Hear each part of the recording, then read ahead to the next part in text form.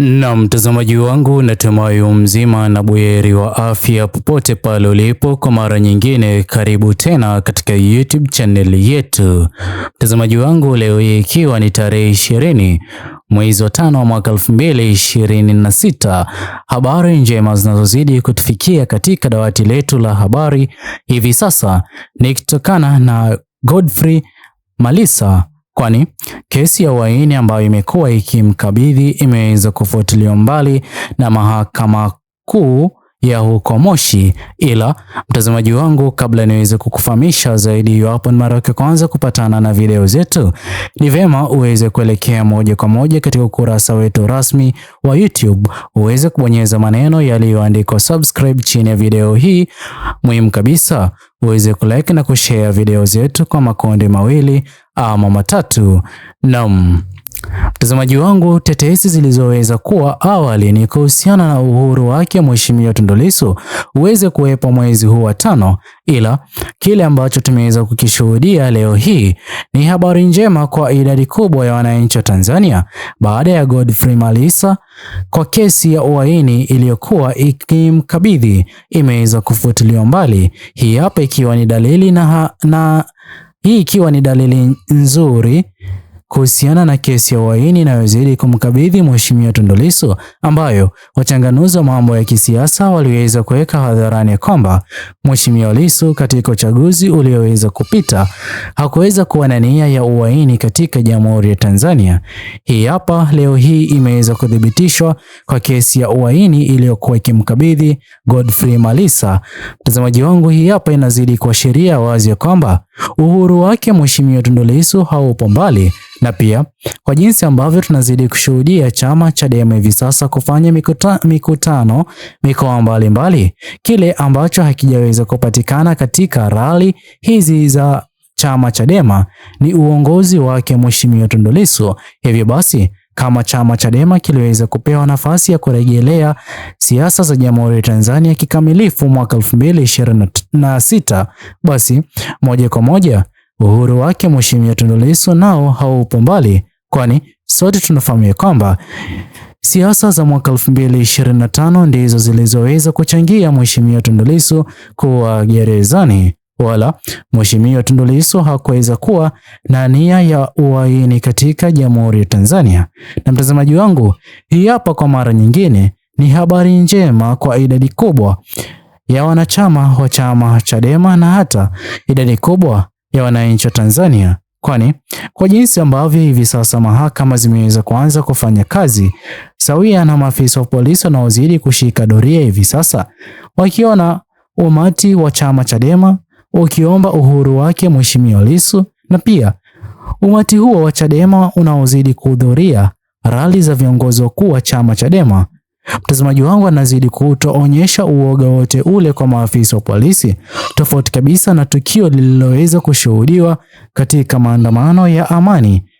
ya vijana Gen Z mwaka 2025. Na mtazamaji wangu, ikumbuke kwamba haya yote hivi sasa yanazidi kutokea ama yanazidi kushuhudiwa ni kutokana na kile ambacho Mheshimiwa John Heche na viongozi wengine wakuu huko katika chama Chadema wanazidi kufanya uhamasishaji. Baadhi ya mambo muhimu ambayo viongozi wakuu wa chama Chadema wanazidi kuyafanya ama kufanya mambo hayo hadharani ili idadi kubwa ya wananchi wa Tanzania waweze kufahamu ni uongozi wa aina gani ambao utaweza kuchangia pakubwa serikali iweze kuwajibika na hata serikali iliyoko madarakani iweze kusaidia kukuza Jamhuri ya Tanzania kusonga mbele, na sio kwa viongozi binafsi walioko serikalini waweze kunufaika na kufaidika wao binafsi kwa manufaa yao na sio kwa manufaa ya Jamhuri ya Tanzania iweze kusonga mbele. Mtazamaji wangu, kwa kweli hivi sasa kila kile tunachozidi kukishuhudia katika Jamhuri ya Tanzania, hasa baada ya mikutano hii ya chama Chadema, mtazamaji wangu, ni dalili tosha chama Chadema kinazidi kurejea kikamilifu, ijapokuwa viongozi wakuu katika serikali ya CCM wamejaribu kupoteza chama hiki Chadema kisiasa. Hii hapa mtazamaji wangu, kwa mara nyingine inaashiria wazi ya kwamba upendo wa dhati ulio na idadi kubwa ya wananchi wa Tanzania kwa chama Chadema ni upendo ambao haijalishi ni magumu aina gani wataweza kupitia, bali upendo wao utaweza kubaki kuwa upendo wa kweli na imara, tofauti kabisa na kile tunachozidi kukishuhudia kwa idadi kubwa ya wananchi wa Tanzania waliokuwa wakihudhuria rali za CCM baada ya kulipwa, kwani hivi sasa mtazamaji wangu hawataki tena kulipwa ili kuhudhuria rali za viongozi wakuu wa CCM kutokana na yale yote yaliyoweza kutokea wakati wa maandamano ya vijana Gen Z, ikionekana wazi kwamba viongozi wakuu wa CCM waliweza kujali maslahi yao na kutojali maisha ya mwananchi wa kawaida katika Jamhuri ya Tanzania aliyekuwa mstari wa mbele kuomba mabadiliko yaweze kufanyika. Ndipo ambapo Jamhuri ya Tanzania itakuwa katika mikono salama na hata viongozi walioko madarakani watakuwa katika njia ya kuwajibika na kushinikizwa na viongozi wa chama pinzani na idadi kubwa ya wananchi wa Tanzania. Hii ni baada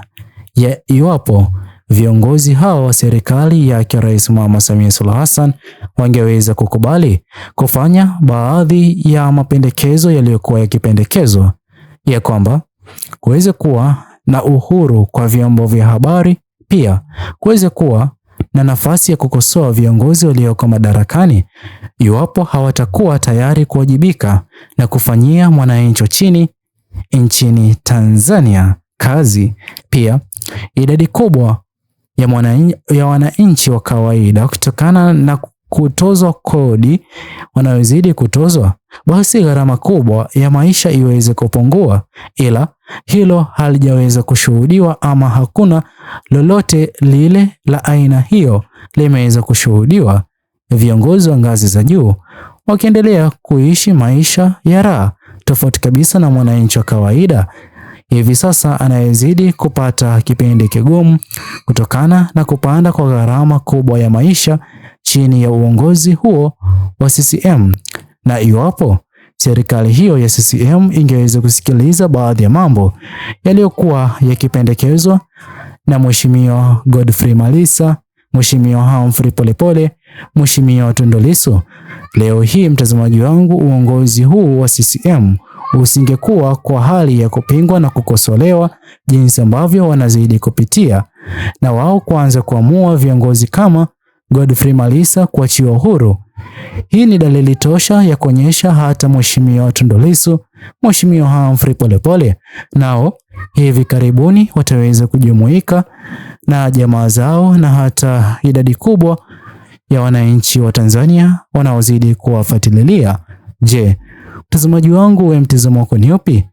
baada ya Mheshimiwa Godfrey Malisa kuachiwa huru, kesi ya uhaini kufutiliwa mbali dhidi yake? Tuachie maoni yako katika uwanja wa comment section. Muhimu kabisa uweze kusubscribe, like, comment na kushare video hii kwa makundi mawili ama matatu. Bye bye until the next video.